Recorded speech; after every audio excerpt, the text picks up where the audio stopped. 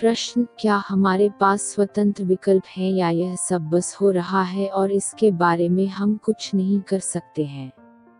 आपके पास कुछ सीमित विकल्प हैं, कुल विकल्प नहीं। यदि आपके पास पूर्ण विकल्प होता तो आप ठीक वही कर रहे होते जो आप करना चाहते हैं। यदि आपके पास अपने अस्तित्व का एकमात्र वास्तुकार बनने का पूर्ण विकल्प होता तो मुझे खेद है, लेकिन आप इसे गड़बड़ कर देंगे।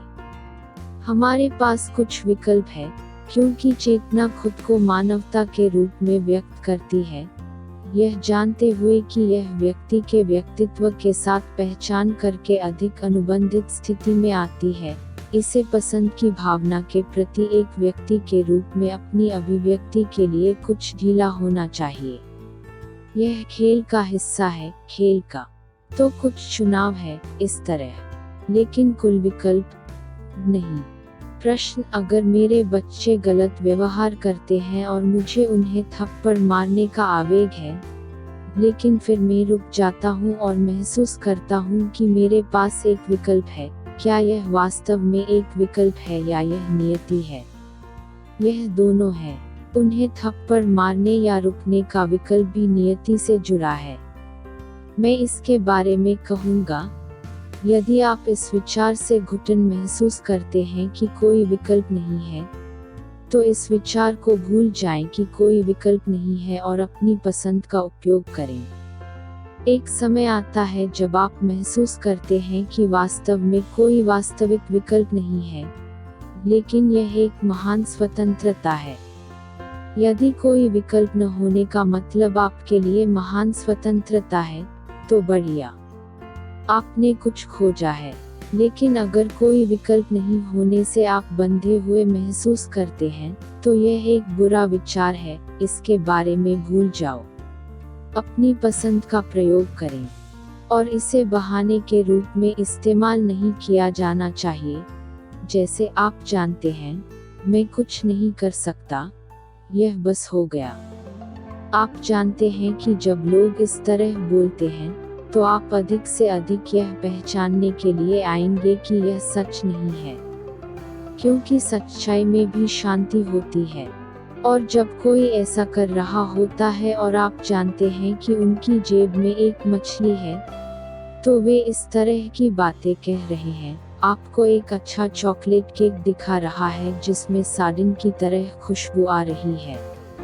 कई बार लोग शब्दों को बहुत अधिक सुनते हैं, लेकिन जब आप अधिक से अधिक ऊर्जावान रूप से सुनते हैं, यह कुछ अनायास ही हो रहा है। जितना अधिक आप केंद्रित होते हैं और अपने स्वयं के स्व को पहचानते हैं, उतना ही आप पढ़ने और समझने, महसूस करने में सक्षम होते हैं दुनिया और अधिक ऊर्जावान रूप से। और आप कहते हैं, आप बस यही कह रहे हैं।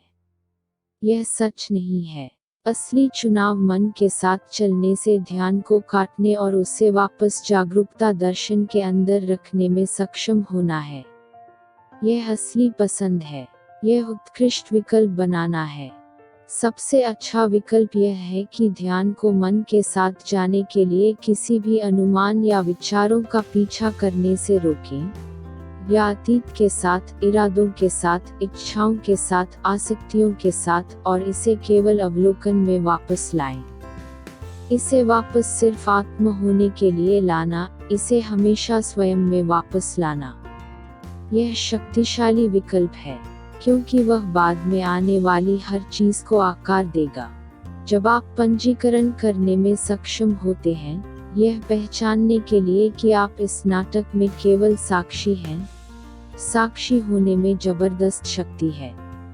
यह एक बहुत ही निष्क्रिय अवस्था की तरह लग सकता है, लेकिन यह बहुत गतिशील, बहुत शक्तिशाली है। वह शांति जिसमें सब कुछ दिखाई देता है, सब कुछ सहज रूप से बिना व्यस्त और शोर के देखा जाता है।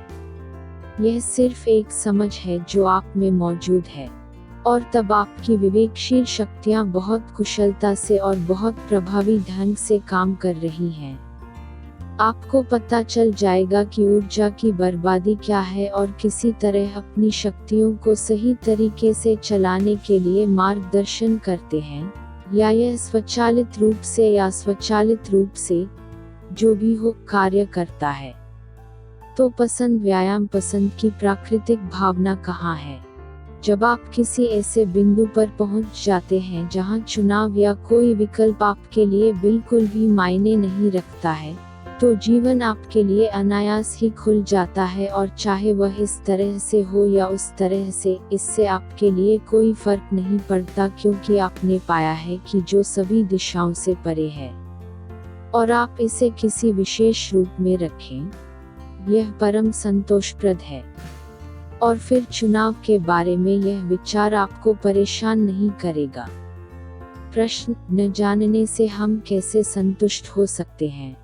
वास्तव में आपको केवल यह जानकर संतुष्ट होना चाहिए कि आप कौन हैं और बाकी को नहीं जानते। कम से कम आप जो नहीं हैं उसके साथ स्पष्ट रहें। और फिर शुरू होता है जादू।